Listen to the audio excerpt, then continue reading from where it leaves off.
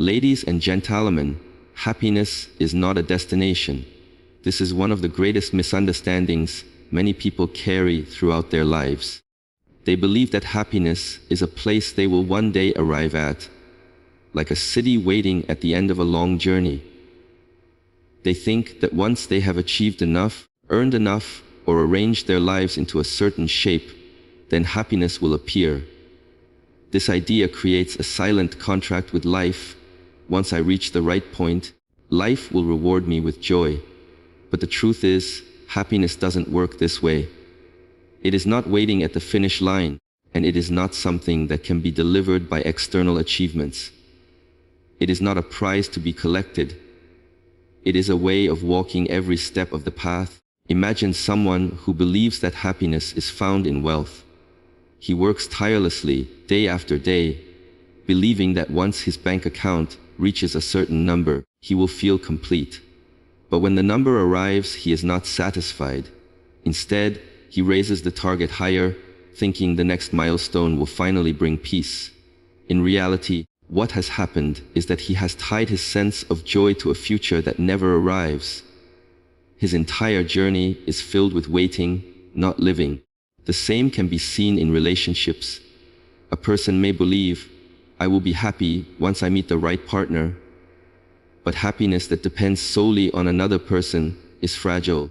Even when the relationship begins, the expectation continues. I will be happy when they act exactly how I want them to.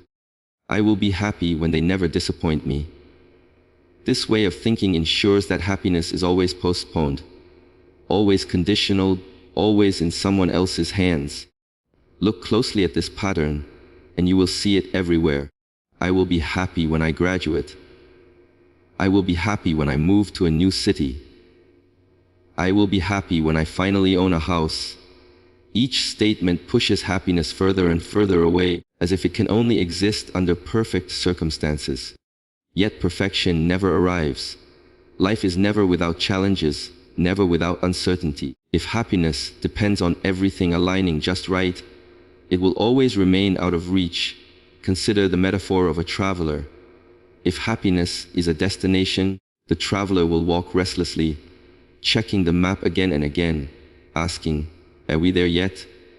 Every moment becomes another stretch of waiting, another delay. But if happiness is understood as a way of walking, then the traveler enjoys each step, the scenery, the air, the rhythm of movement. The journey itself becomes the source of joy, not the endpoint. This shift in perspective changes everything. It means that happiness is not something to be earned, but something to be experienced. It does not arrive at once, but reveals itself in ordinary moments. It is found in the warmth of sunlight, in the laughter of friends, in the calm of a deep breath, in the satisfaction of giving rather than taking. These are not grand achievements. They are small experiences available to everyone, regardless of status or circumstance. To see happiness as a destination is to live in constant postponement. To see it as a way of living is to recognize that it is already available, waiting in the present moment. The key lies in awareness. By noticing what is here, rather than waiting for what is not, we begin to shift from a life of delay to a life of presence. The more one practices this, the more one understands that happiness has never been far away. It was never something to chase, never something promised by the future. It has always been woven into the present moment, ready to be created through how we choose to walk through life. Waiting delays life. This is a simple truth, yet one that often hides beneath the surface of our daily routines. Many people live as if happiness is on layaway, to be collected at some future moment when conditions are just right. They imagine that by postponing joy now, they will receive it in greater measure later. But what actually happens is that life continues to move forward, second by second, day by day, whether we are present for it or not. The time we spend waiting cannot be retrieved, and while we are busy planning, anticipating, and wishing, the moments of life slip silently into the past. Think of a student who tells herself, I will finally enjoy life once I finish school. For years, she sacrifices simple joys, believing the diploma will unlock the door to happiness. But graduation comes, and with it new pressures, finding a job, earning money, building a career. Now she says, I will be happy once I'm established in my work. The cycle repeats endlessly. Every stage becomes a stepping stone to the next, and the promise of happiness is always ahead, never here. The waiting becomes her way of living, and without realizing it, she has allowed years of her life to pass under the shadow of postponement. Waiting has a hidden cost.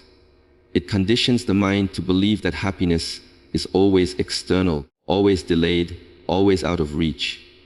The more we practice waiting, the more skilled we become at overlooking the present. Even when circumstances improve, the habit of postponement lingers. We think, this is good, but it will be better when something else happens. The mind trains itself to resist contentment. By the time the long-awaited future arrives, the ability to appreciate it has weakened. There is also a deeper danger in waiting. Life is unpredictable. We never know how many days are given to us. To postpone happiness until everything is perfect is to gamble with something that cannot be guaranteed. People often speak of someday. Someday I will travel. Someday I will rest. Someday I will pursue what matters to me. But someday is not a date on the calendar. It is an illusion that keeps us from engaging with today. Too many people discover this too late, realizing that while they were waiting, the chance to live fully had already passed them by. Even in ordinary routines, the trap of waiting is visible. Someone might sit at work, saying, I can't wait until the weekend. Then spend the weekend saying, I can't wait until vacation. Then return from vacation saying, I can't wait until I retire. In this pattern, entire decades are spent wishing life away. The present is endured rather than embraced. The irony is clear. While waiting for life to get better, we are losing the very life we hope to enjoy. To stop waiting is not about ignoring goals or abandoning ambitions. It is about understanding that happiness cannot be postponed until the perfect circumstances arrive. Goals are valuable, but they must not become prisons that lock joy into the future. The truth is that joy can coexist with struggle, that peace can be found even in uncertainty. A person who learns this no longer waits for happiness to come from the outside. Instead, they learn to carry it within, to bring it into each interaction, to allow it to exist alongside whatever challenges the day holds. Every moment spent waiting is a moment lost. Every smile withheld until tomorrow is a smile that never appears today. Life is not asking us to postpone, it is asking us to participate. The days continue moving whether we are engaged or not, and the choice we face is whether to fill them with waiting or with living. Circumstances don't guarantee joy. Many people build their lives around the belief that if they can only change the external world, happiness will naturally follow. They tell themselves that once they have the right job, the right income, the right home, or the right recognition, then joy will arrive. This creates the impression that happiness is something earned through the arrangement of circumstances. But life has shown, time and again, that no matter how favorable the external situation becomes, true contentment does not automatically appear. There are countless examples of individuals who achieved what others dream of, yet still felt empty. The celebrity with fame and wealth who confesses to loneliness. The successful professional who wakes up each day with anxiety despite living in comfort. The student who achieves top marks yet feels no lasting satisfaction. What these stories reveal is that joy does not arise simply because the conditions look good from the outside. Circumstances can provide comfort, they can provide opportunity, but they cannot guarantee inner peace. This becomes clear when we observe people in less fortunate conditions. There are those with modest resources who carry a sense of warmth, gratitude, and presence in their daily lives. They smile easily, they share generously, they find meaning in simple acts. Their circumstances may not look impressive, yet their inner life radiates strength. This contrast shows that joy is not dictated by what we own, where we live, or how others see us. It comes from something deeper, something that cannot be measured by material success. The challenge with relying on circumstances is that they are never stable. The job you work so hard to achieve can be lost. The money you accumulate can disappear. The relationships you depend on can change. If joy depends entirely on these shifting conditions, then joy itself will always be fragile. It will rise and fall according to forces outside your control. This leaves a person vulnerable, constantly anxious about protecting what they have gained, fearful that happiness will vanish if circumstances change. In truth, this is not happiness, it is dependency. Consider the rhythm of human desire. When one external goal is reached, another immediately takes its place. The new house becomes ordinary after a few months. The promotion feels satisfying for a short while, then loses its shine. The vacation brings excitement, but fades quickly when normal routines return. If joy were guaranteed by circumstances, these moments would provide lasting fulfillment. Instead, they show how temporary the satisfaction of external gain can be. The heart continues to search for something more, because the deeper need has not been addressed. Joy arises not from the condition of the world around us, but from the condition of the mind within us. Two people can walk through the same experience and feel entirely different. One sees disappointment, the other sees opportunity. One focuses on what is missing, the other appreciates what is present. Their circumstances are the same, yet their inner responses create very different realities. This demonstrates that happiness is not locked into events, but unlocked by perception. To understand this is to reclaim power. It means that one does not have to wait for perfect conditions before choosing to feel contentment. It means that joy can be practiced even in imperfection, even in challenge, even in uncertainty. The external world will always change, sometimes in our favor, sometimes against us. If happiness depends only on those changes, it will always remain unstable. But when happiness is cultivated as a way of seeing and living, circumstances lose their power to dictate our inner state. They may influence our comfort, but they no longer control our capacity for joy. Every day offers a choice. From the moment we open our eyes in the morning, we stand at a crossroads between two paths. One is the path of waiting, where we hold back our sense of joy until life delivers the conditions we think we need. And the other is the path of creating, where we take responsibility for shaping our own experience of happiness, regardless of what surrounds us. This choice may appear small, but it quietly defines the quality of our lives. Day after day, moment after moment, the decision we make becomes a habit, and the habit becomes our character. On the path of waiting, life becomes a constant negotiation with the future. People say to themselves, "I will be happy when things settle down," or "I will feel better once this problem is solved." In doing so, they hand their emotional well-being over to circumstances they cannot control. They allow the rhythm of their happiness to be dictated by events outside themselves. The danger of this choice is that it feels natural in the moment. It feels logical to think that joy will come after success, after resolution, after improvement. Yet this choice traps us in postponement, and the postponement quietly becomes our way of living. On the path of creating, the mindset is different. Instead of waiting for joy to arrive, we cultivate it with what we have now. This does not mean ignoring difficulties or pretending everything is perfect. It means recognizing that within every situation, however imperfect, there are still opportunities to generate meaning, peace, or gratitude. A person who chooses to create happiness does not need to wait for the perfect morning to begin their day well. They find something simple to appreciate, they set an intention, they decide how they will step into the world. The circumstances may be ordinary, even challenging, but their inner orientation transforms the experience. Think of the difference between two people waking up to the same rainy morning. One complains about the weather, grumbles about the inconvenience, and begins the day with irritation. The other notices the sound of the rain, feels a sense of calm in the atmosphere, and uses the slower pace of the morning as a chance to reflect.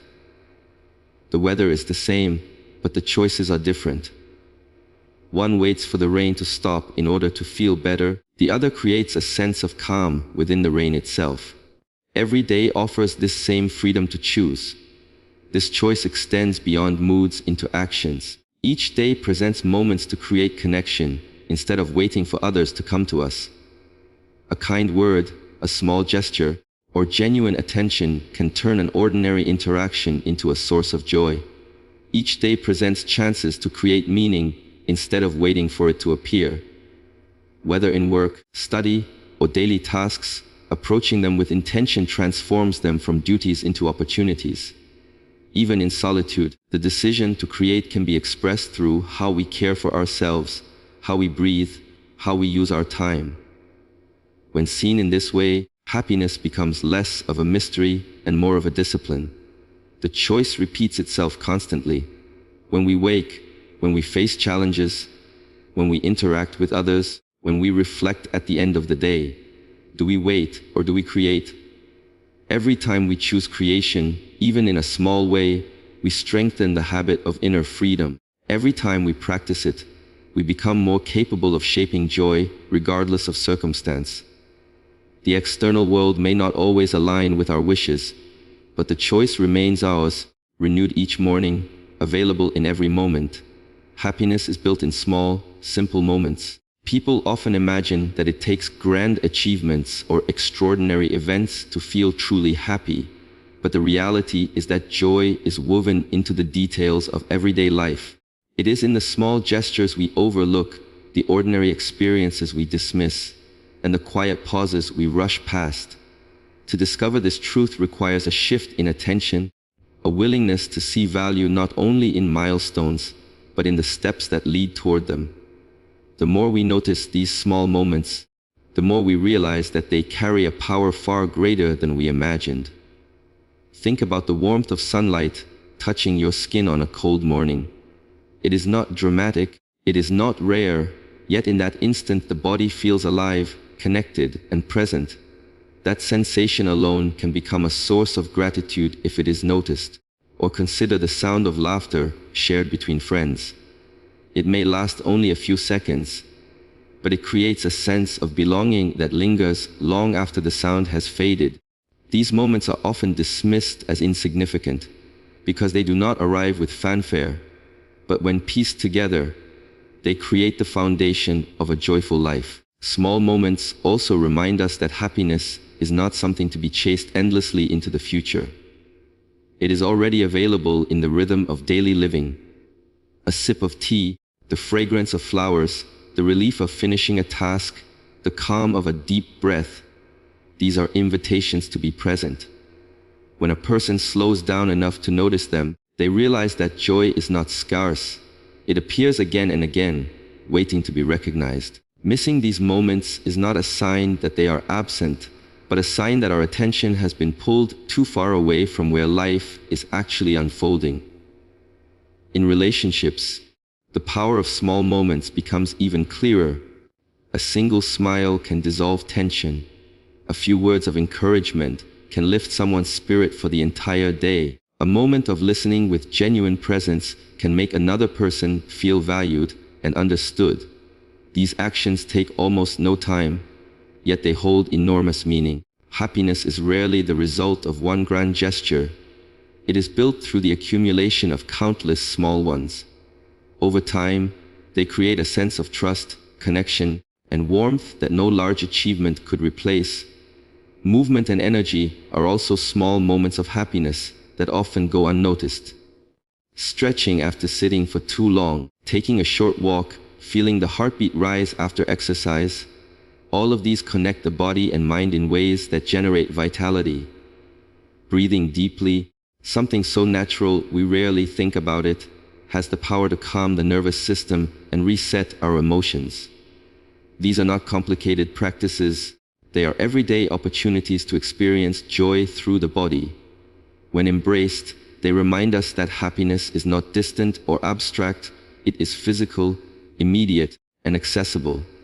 Generosity, too, finds its place in small acts, offering help without expecting anything in return, giving time to someone in need, or sharing what we have, no matter how little, produces a sense of fulfillment that wealth or success alone cannot provide.